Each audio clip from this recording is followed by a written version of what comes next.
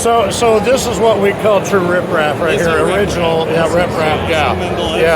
Kind of where it all started. Exactly, you bet. So, and what's this printer you have next to you here? So this is another kind of hack job. This was a Printer Bot Simple, the 2013 model, and I had that for a couple of years. I built it into a graver frame, and I had all the laser cut parts sitting in a box. I thought, oh, I'll rebuild this again. So rebuild it. The printer board had died, so I got a Rambo driving it, and I bought this little heated bed at MRRF a few years ago, so I threw that on there.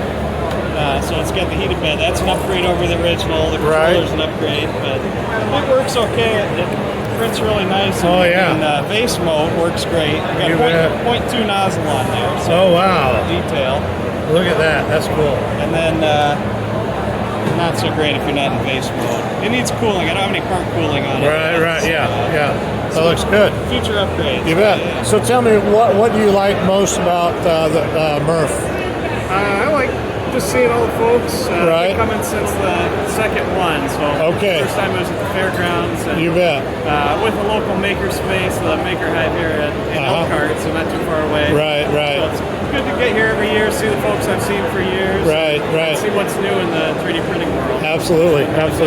Well, I'm glad that you brought the essence of what the I guess the name of the festival is. And so it's been nice to see this, and I want to just thank you for exhibiting and being here. So thanks a lot.